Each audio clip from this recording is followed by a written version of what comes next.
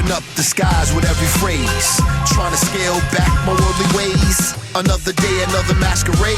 Cause the skies are violet, the skies are violet. So that's Violet Skies off of the CD, Violet Skies. And I have the architect of that project, Mr. Jahan Nostra. Peace. Welcome back. It's been a minute. And we were talking, as you were getting set up, Mr. Nostra here is probably the only person that I've interviewed in all three studio locations I've been in Bridgeport. I started here with WNLK. Yes, sir. You came then. Doc Hardy Facts. ESP was the big thing. ESP was a big thing. Your CD then. And then interviewed you over at DPCAM. We're at UB, University of Bridgeport. Sir. You came in the middle of the night. That was when I was doing 2 to 6. Yeah, 2 to 6. And you came in there. We talked samples Dedication. And all that, man. And then here you are, fresh off of...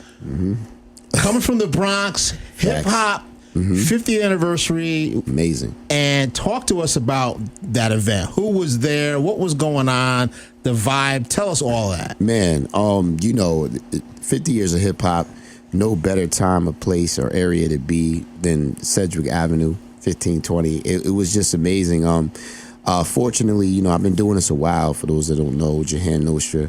I've connected with some of the greatest people. I have songs with people like Hakeem Green, a slew of others. Hakeem Green is connected to BDP, who's connected to KRS-One, who's connected to, so many different people. They put together an event that was lovely, man. It was great. It paid homage to hip hop in the proper way. We see a lot of commercial things going on with 50 years of hip hop, and that's fine. Everybody's celebrating it and doing it in their own different ways, but to be on Sedgwick Ave, especially to have the access that I had there, just knowing my fellow peers and more veterans and mentors, I would say, from people that I've, from doing this art form for 25 years, I was able to get back and build with, some of the top-notch people. You had Public Enemy there, Flavor Flav, Chuck D.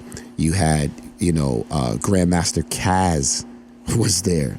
Really? Grandmaster Cass was there. You know what I'm saying? Kara, and I was with, because, I was, unfortunately, I was in the VIP, so I was building with all the other individuals that were back there and just learning, man, and just really soaking up the moment. So what went down was they had vendors. They had, Adidas was there. They came and, they were like, yo, we want to be a part of this, sponsor this. You had all types of media in the VIP. And you had everybody from, KRS-One to Mad Lion to Edo G, from Edo G and the Bulldogs. These names are just, golden era Essence hip hop people, and they put on a show. And it was free for the community. The people outside were able to check it out.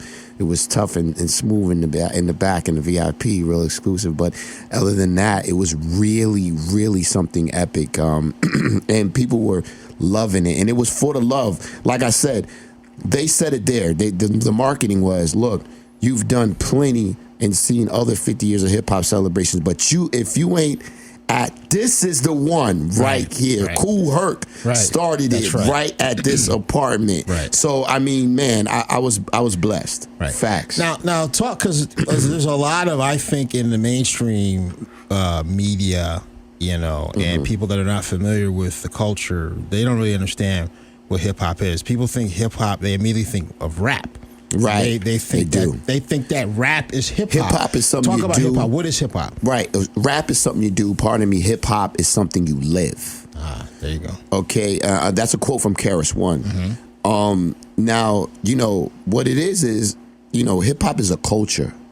It's probably the most powerful culture in the world now, but I think in America, period, similar to jazz and a lot of other genres, right? It came up and it revolutionized music. It was the music of the youth of the time, you know what I mean? I've been doing hip hop since I was signed at 14 years old.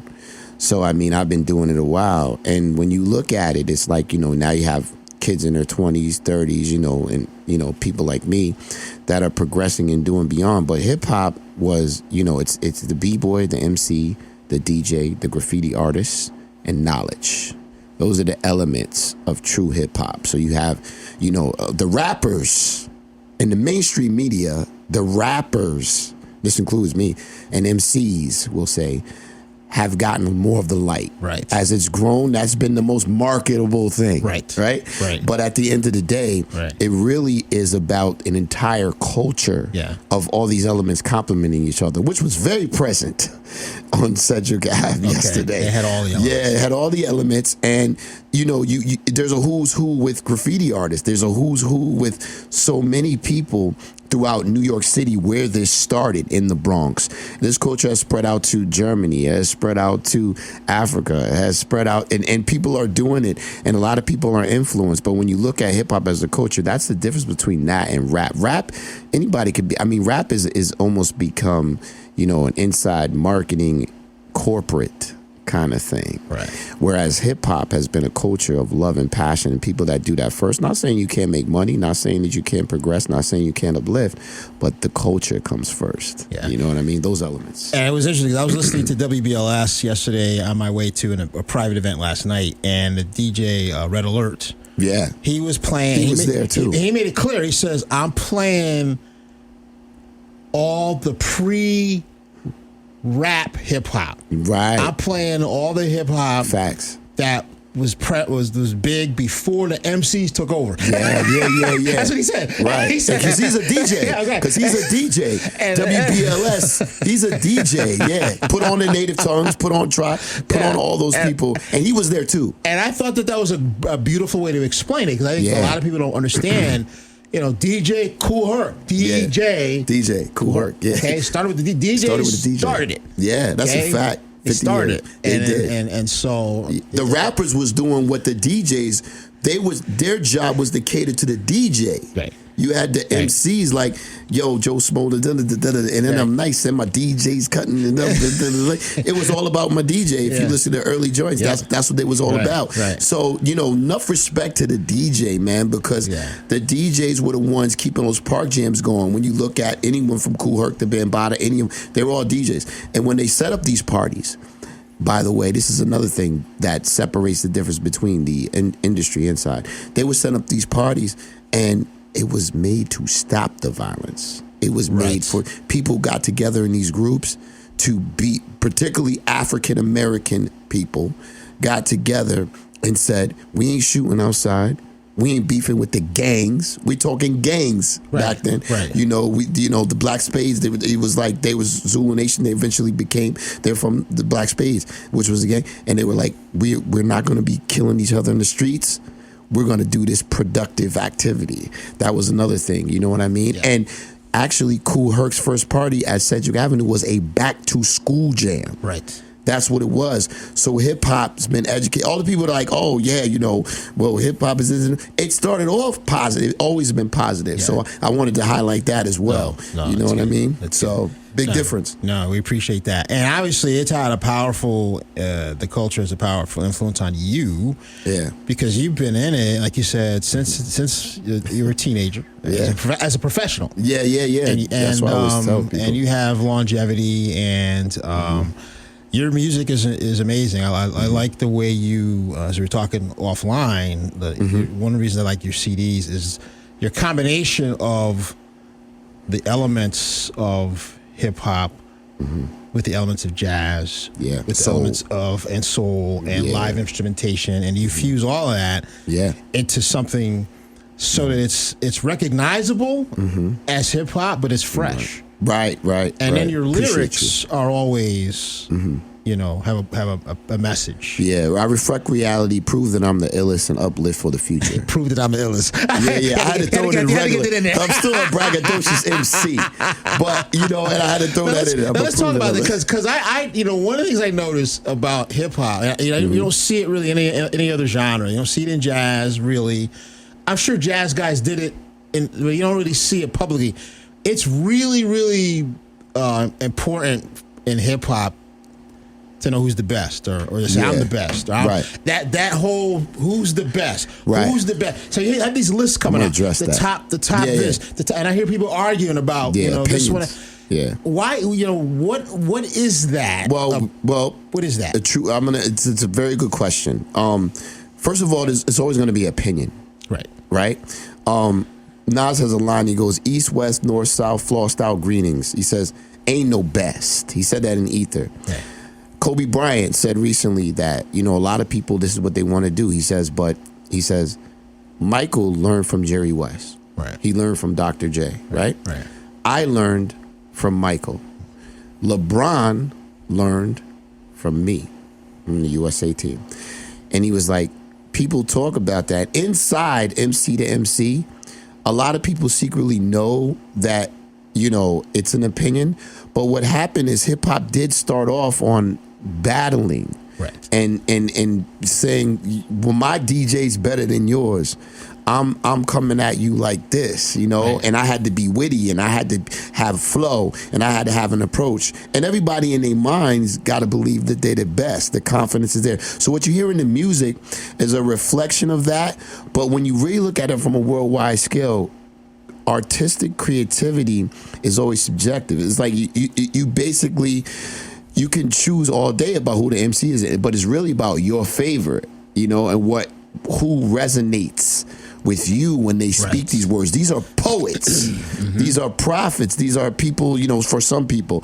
And these are individuals that were describing the conditions of the community, of their communities at that time, when you go further than just battle rapping. But on a lower medium level, for the entertainment side, once again, the real braggadocio, I'm nice, prove that I'm the illest, which is why it's an aspect in my principle, is still a front and center, because it's very entertaining to people to see somebody brag and boast about how good they are. But let me tell you something, you could do that all day, but if you got no substance, That's right. it don't matter. And that substance, let me Right. tell you, Right. and that's how I am. Jahan Nostra is just another human angels near. For those that don't know, it's an acronym, right? Nostra is short for Nostradamus, because my brothers on the block used to start calling me that, because we would go out and talk about history and hip hop and ideas. And my brother Buki, my boy, he lives down in North Carolina now. He was like, yo, that's you. Like, we were talking about Nostradamus, the history book, and some stuff from the History Channel, and I was describing him, and my boy was like, that's how you are to us. When you come outside, you talk about things that, are just rare, this and that. And I noticed I was putting a lot of substance in my bar, but I just did it naturally, Right. Doc, Right. So that substance is what sustains me. That's the stuff I primarily Right. put in my albums. Right. Dropping jewels. And, Right. I also can party. I got songs like 20s and a bunch of other stuff. But overall, I sneak those in. So if you got no substance, you ain't going to last anyway. Yeah. So you can play you the best. But at the end of the day, if you're not versatile, you off. You ain't going to make it. Well, shout out to your mom and dad, because your substance comes from them. Your dad, Yeah, I remember them your too. dad. Very much. Your dad is probably one of the smartest guys I ever met. He's brilliant, and Right. he has a lot of knowledge about a lot of things. Lots. He can take you a lot of different directions. That's a And the last time I saw him was when you performed at Sugar right? Bar, Yeah, and you came yeah. in with Dennis. And I got a chance to talk to them, and he was the same. He was the same. I hadn't seen him in 40 years. He was the same man as he was 40 years ago. Yeah. But I saw a lot of you Right. in him, and of Right. course, and your mom is super enthusiastic. Yeah. And I see The ultimate networker. your enthusiasm and your Right. networking, and you're very Yeah. personable. That comes from her. Yeah, I can see the combination of your parents, and so Yeah. shout out to them. Because, Yeah, shout to them. This man. helps you. Thank you. So the second reason you're in here is you got another event. You got a big event coming Yeah. up, Yeah. August 27th, right? Yeah. HypeFest. Let's talk about HypeFest. Yeah. HypeFest. Shout out to James Hemi Entertainment. Bridgeport community. This is taking place in Waterbury, August 27th. You got Mr. Cheeks. You got Styles P. You know what I'm saying? Sholey. Shout out to Sholey. A lot of Connecticut independent artists that are going to be on it. This is a great thing, man, because I'm a part of it. I'll be hosting. I'll also be doing some sneaky 50 years of hip hop, 10 year stuff. If y'all know the vibes, and I'm looking forward to it. But this is something that started. Now, James, is Multifamily James is from Stanford. Now, the HypeFest, I did the very first HypeFest 10 years ago. 10 years ago. Really? Okay. 2013 was the very first HypeFest. We did it at the Yearwood Center, Community Center in Stamford, Connecticut. I was a part of it. Dublin, a lot of really prominent Stamford artists, Connecticut artists. And, you know, we rocked it. We killed it. The city helped us. There was no violence. It was great. And, you know, James was fresh out the Army then. You know, we were young cats. You know, I had just came out with my album, Sleepwalking.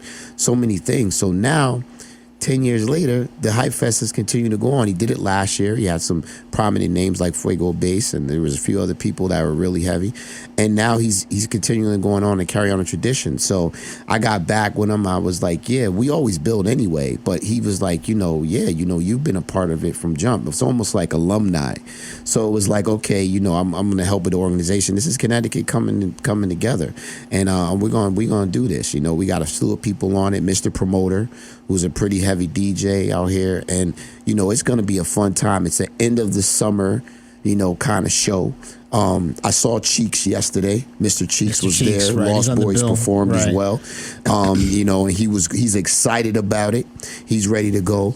So yeah, August 27th, Bridgeport. Come on down to Waterbury. Waterbury is gonna be slamming. Last year was big, and I think this year is gonna be even more big. It's gonna be huge. It's gonna be positive. Where in Waterbury are they having it? I gotta look at the name of the spot. Look at it right now.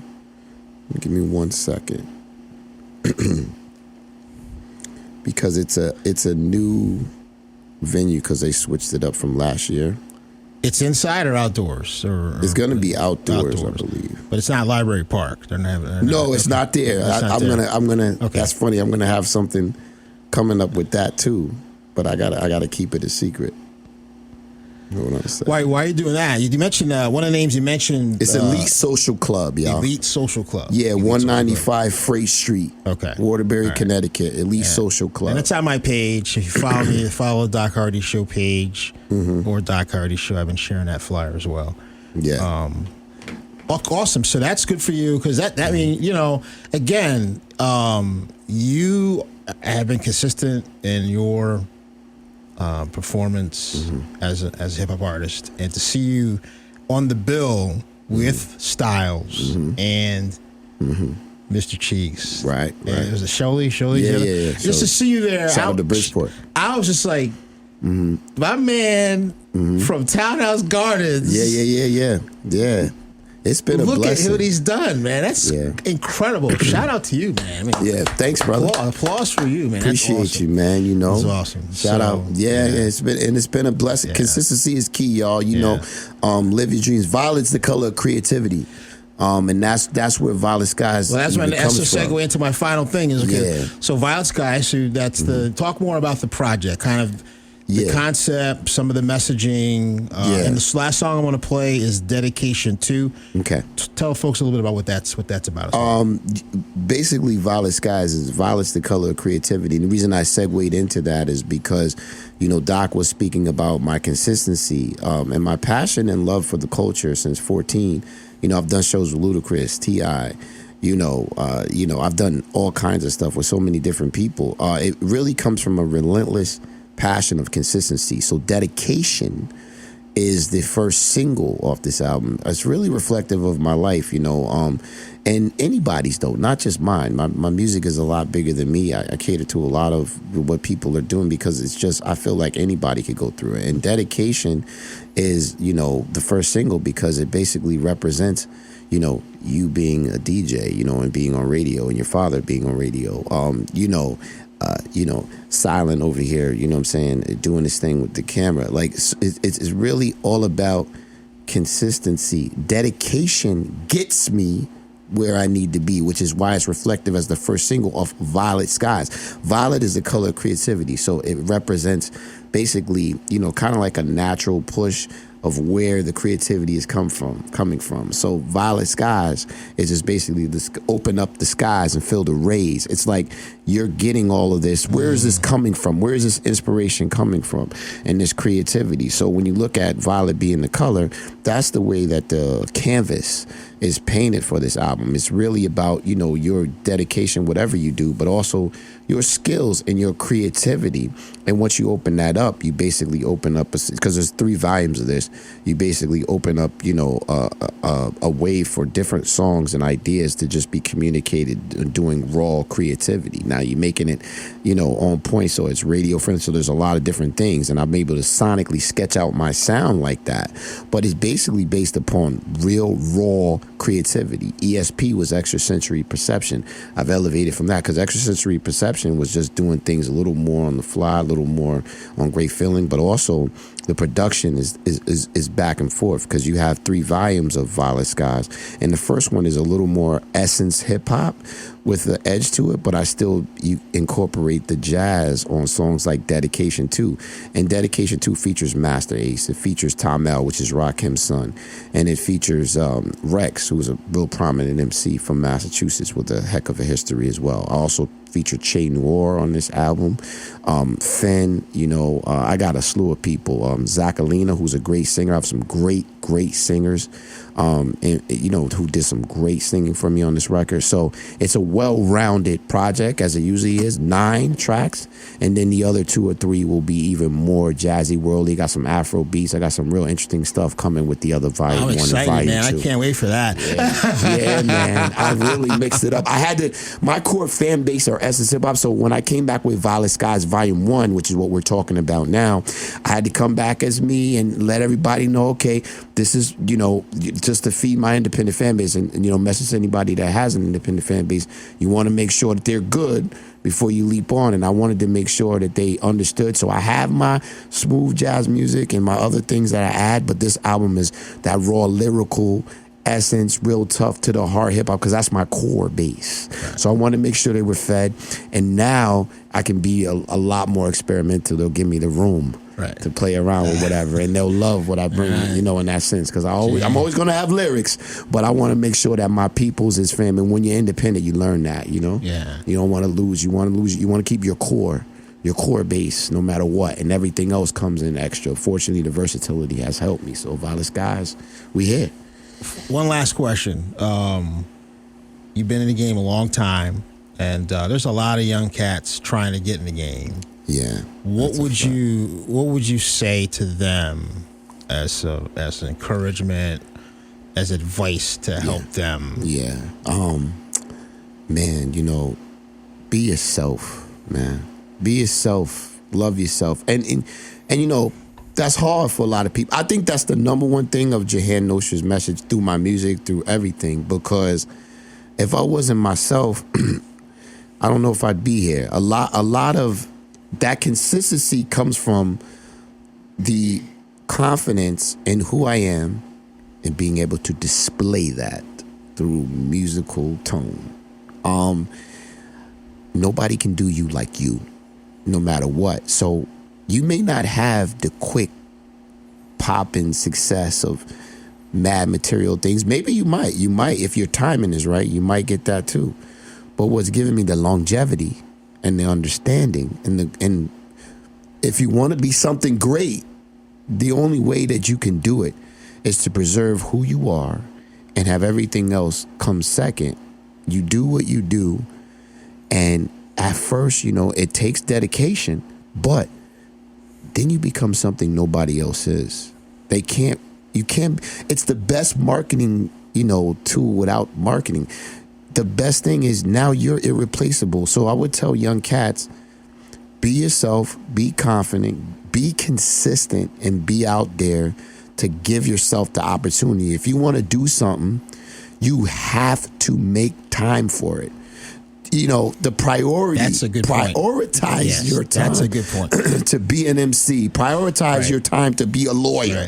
Prioritize your time to be a radio DJ. Yeah. You have to have dedication to your craft. Yeah. And I know it sounds like cliche. Everybody says that. But, yo, when I was younger, when I was signed to BMX Entertainment in Brooklyn, New York at 14 years old, I was putting together mixtapes, you know what I'm saying, on my Dr. Rhythm 550 drum set, man. Yo, I had a Dr. Rhythm. It's in the video of Dedication. If you watch it, the Dr. Rhythm 550 joint is, and that was my actual model. is in the video, in the room. So I started experimenting with the mics. I wasn't even like, oh, what's an 8-track? I started working on these things. All these different playing around led me to the basics of before I got into Planet Studios and I was around all these people.